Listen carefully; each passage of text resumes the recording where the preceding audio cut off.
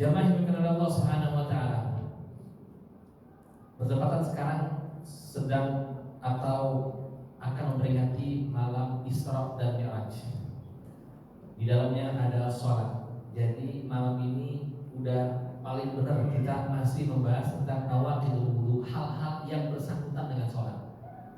Sebagus-bagusnya antum sholat, sekhusyuk-khusyuknya sholat, kalau ternyata setelah wudu antum batal wudunya tanpa mengetahui apa yang membatalkan wudu, sholatnya percuma. Ya, prasyarat sholatnya itu enggak disempurnakan. Jadi penting banget sebelum kita masuk ke wahana sholat, maka sebelumnya prasyarat sholat kita harus sempurnakan dengan sempurna. Tidak hanya mengetahui wajibnya, rukunnya, adabnya, namun semua hal yang berkaitan dengan wudu, termasuk nawaqidul wudu yang membatalkan wudu.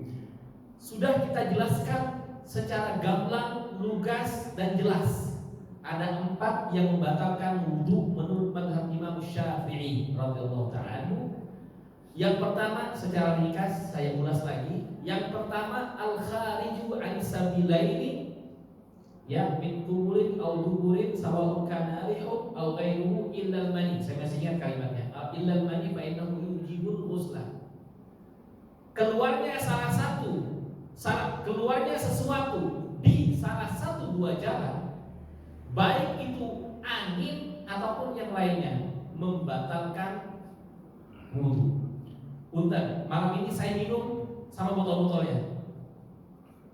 Ya, besok subuh saya sholat, sebelum sholat saya keluarkan ini, punten, dari belakang. Ini aku keluar sama botol-botolnya. Batal nggak wudu saya? Batal. Karena, tapi botolnya najis apa enggak? Saya tanya. Najis apa tidak? Keluar dari belakang misalnya. Najis apa enggak ini? Najis kalau ada kotorannya, dibersihkan menjadi bersih kembali. Artinya kenapa? Artinya apa? Artinya yang membatalkan itu adalah proses keluarnya, bukan barangnya. Ya, proses keluarnya barang itu membatalkan wudu. Apakah yang dikeluarkan itu bersih atau tidak, wangi atau tidak ada masalah. Maka proses itu membatalkan wudu. Yuqidul wudu'a. Apakah angin atau zatnya keras ataukah cair, semuanya batal. Ya. Yang cair yang tidak membatalkan cuma satu, yaitu sperma. Karena itu mewajibkan mandi. Singkat saja, orang yang mandi junub, mandi hadas besar, boleh tidak langsung sholat? Hah? Habis mandi, buru-buru lah saya ke Al-Falah, gak wudhu lagi, boleh gak? Ini kayaknya ada perbedaan ulama di Al-Falah. Ulama Al-Falah berbeda pendapat. Ada yang membolehkan? Ada yang gak membolehkan gak? Sepakat ya, jumhur ulama. Kalau bahasa bikinnya itu jumhur ulama. Mayoritas ulama berpendapat ya betul. Jadi dia boleh langsung sholat asalkan dia tidak membatalkan wudunya dengan memegang kemaluannya dan sebagainya. Ya. Karena apa? Karena mandi itu lebih besar daripada wudu. Wudu itu ada di dalamnya. Punten, yang di rumahnya punya kolam renang atau lagi main ke puncak, hadas besar malamnya, nyemplung aja subuh, belum masuk nyelam 2 menit, nawaitul husna diwakil hadas akbar,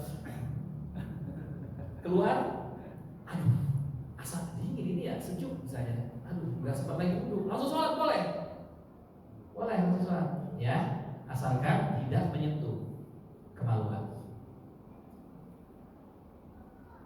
Anggota wudhu sama anggota mandi mana banyak? Mandi. Banyak anggota wudhu dong. Anggota mandi cuma 1 seluruh badan. Anggota wudhu ada muka, ada tangan, kan banyak. Saya nggak bilang besar. Mana yang lebih besar lebih banyak? Lebih banyak kan anggota wudhu. Karena ada wajah, ada tangan, ada sebagian kepala. kepala, pindah kaki dan lain sebagainya. Yang pertama ingat al-khariju an sabilaini sawa'un kana min rihin aw ghairihi ilal man bainahu yujibu ghusla. Keluarnya sesuatu apapun itu. Sudah kami jelaskan juga, andai kata dari lahir sudah tidak punya jalan keluar di belakang. Kalau dia punya alternatif bagaimana? Kalau ternyata misalnya dokter mengatakan harus ditutup jalur belakangnya, bagaimana kalau dia punya jalur alternatif? Membatalkan itu kalau misalnya di bawah, yang keluar adalah yang di bawah perut. Ya, putar misalnya harus ditutup belakangnya. Empuknya dari mana? Misalnya harus dibuka di perutnya di sini. Kalau dia keluar bagaimana? Itu batal wudunya. Ya, batal wudunya.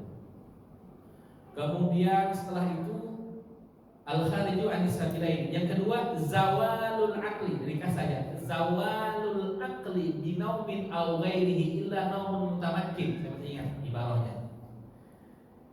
Hilangnya akal baik dengan tidur atau dengan yang lainnya, kecuali tidurnya orang yang duduknya mantap. Bagaimana duduknya mantap? Duduknya sela, kemudian pantatnya tidak ada celah dengan lantai. Duduknya begini. Jadi tidak ada celah antara lantai dengan pantatnya. Artinya apa? Artinya dia memastikan kalau dia lagi duduk seperti itu tidak ada angin yang bisa keluar. Ini namanya naumun mutamakkin. Tidurnya duduk dan tegap. Ya. Kalau misalnya duduk tegap pertamanya, awalnya tegap. Begitu tidur, terangkat sedikit, udah terangkat kakinya. Nah, ini udah batal. Ada celah sekian detik, dia kebuka. Ya, rekor dulu aja langsung ya kalau tidurannya ya. Ya, cuma kita harus pikirnya ini. Kalau kita duduk mutamakin maka tidak membatalkan wudu. Khilaf kata ulama, kecuali biasanya orang yang punya obesitas, orang yang punya kelebihan lemak di pahanya, itu nggak bisa Pak, pasti ada celahnya. Duduk seperti apapun pasti ada celahnya, nggak bisa tuh lengket ke bawah. Karena apa? Saking gemuknya, ya. Sebenarnya kurus, cuma lemaknya banyak tinggal di situ. Jadi nggak bisa menutup celah antara angin dengan lantai, ya. Tidak bisa menutup, itu tetap batal. Al-ghairihi, tidak mesti itu tidur. Zawal akli, hilangnya akal. Dengan apa? Misalnya dengan pingsan. Orang pingsan batal wudunya. Orang epilepsi batal wudunya. Orang kesurupan batal wudunya. Orang mabuk lebih-lebih lagi. Khamarnya itu sudah najis. Iya. Orang makan narkoba misalnya, menggunakan narkoba juga batal. Bukan cuma batal wudunya, nginap di BNN, gitu, tangkap, ya, batal. Kok bisa narkoba itu haram? Misalnya, ada nggak dalilnya zaman Rasulullah? Emang ada narkoba zaman Rasulullah? Nah, kok bisa bilang haram sekarang? Ada. Ekstasi ada nggak zaman Rasulullah? Sabu-sabu, ganja ada nggak? Kok bisa dihukumi haram? Memabukkan. Kalau janda memabukkan gimana? Oh, beda mabuknya. Iya, ada kaidah di dalam fikih itu kullu muskirin haram. Setiap yang menghilangkan akal itu haram.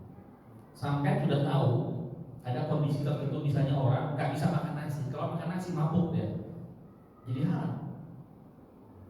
Orang nggak bisa makan anggur kebanyakan atau tape kebanyakan.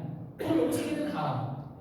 Pertanyaannya, kalau orang udah jago, udah pro, udah sabut hitam lah kalau minumnya, dia mah kalau cuma sebotol nggak bakal mabuk. Nah, sebotol itu haram nggak? Kan nggak mabuk. Tapi minumannya.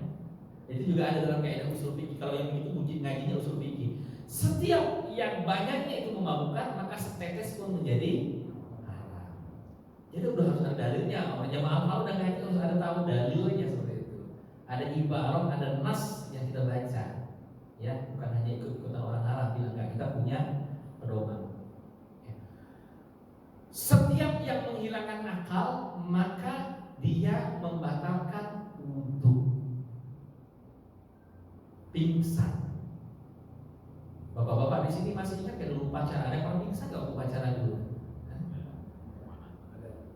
Upacara mulai jam 7, jam 6 udah berbaring, siap pingsan. 1 jam di depan sekolah gitu kan.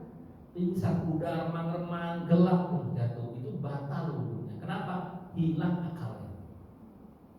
Karena salah satu tujuan syariah ini dibuat adalah untuk menjaga akal. Setiap perilaku yang dapat menghilangkan akal sehat diharapkan di dalam agama.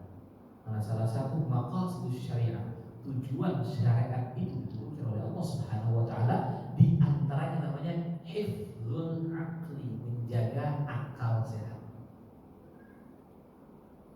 Akal itu dalam kaidah fikih seperti itu, tapi dalam teks keagamaan jauh lagi.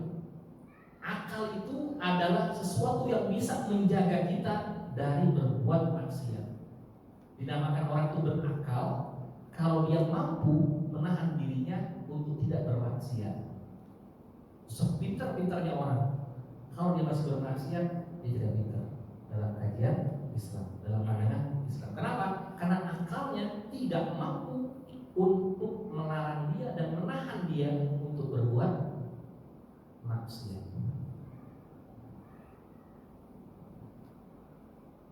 Lau kunna nasma'u au naqilu ma kunna fi ashabis sa'ir. Firman Allah Subhanahu wa taala surat Al-Mulk.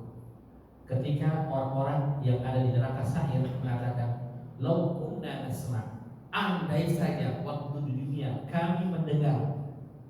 Kata Pak Ustaz gak boleh, kata Kiai gak boleh, kata ulamanya gak boleh. Andai waktu itu saya dengar. Au naqilu, atau saya berakal. Maksudnya apa? Berakal mampu menahan diri untuk tidak berbuat maksiat, untuk tidak berbuat berdosa. Orang yang masih berbuat dosa dengan sengaja, maka di hadapan Allah dia adalah makhluk yang tidak berakal, atau akalnya tidak mampu untuk menahan dia bermaksiat. Maka dia tergolong bukan dari golongan orang yang berakal. Ini jelas dalam Al-Quran. Lau kunna nasma' au naqilu ma kunna fi ashabis sa'ir. Andai kata di dunia kami mendengar dan kami berakal. Kok berakal? Bukan berakal. Maksudnya ketika di dunia andai saja dia mampu menahan diri untuk tidak berbuat maksiat, dengerin kata ulama, dengerin kata Nabi, dengerin kata firman Allah Subhanahu wa taala, ma kunna fi ashabis sa'ir. Kami enggak mungkin menjadi penduduk neraka sa'ir. Mudah-mudahan Allah memberikan kita kekuatan untuk selalu menggunakan pendengaran kita dan akal kita membentengi kita dari setiap kemaksiatan dan juga dosa. Jadi kalau zawalul akli menghilangkan akal itu maka dia batal wudunya. Itu yang kedua. Yang ketiga yang kita bahas malam ini adalah perbedaan antara nomor 3 dan nomor 4. Yang ketiga ada yang masih ingat? Iltiqa'u basyaratain al-ajnabiyain dzakar wa unsa, ya, bila haid, tanpa adanya penghalang. Bertemunya kulit antara laki-laki dan perempuan yang dewasa dan juga asing. Maksud dewasa apa? Bukan anak kecil. Bagaimana kategori dikatakan dewasa? Kalau sudah ada syahwat antara lawan jenis. Kemudian apa yang dimaksud dengan orang asing? Dia bukan mahram kita. Hati-hati keliru. Mahram bukan muhrim. Muhrim adalah orang yang sedang berihram, namanya muhrim. Mahram adalah punya hubungan darah ataupun keiparan yang tidak diperbolehkan oleh syariat menikah. Saya tanya, istri kita, suami kita mahram kita bukan? Hah? Bukan ya? Bukan. Makanya kita boleh menikah. Kalau mahram kita nggak boleh nikah. Ama uang kita, mawan kita boleh nikah? Nggak boleh. Makanya dia masih mahram. Sama anak kita nggak boleh, sama saudara kita nggak pada orang tua kita, lebih lagi nggak boleh. Itu namanya mahraminya.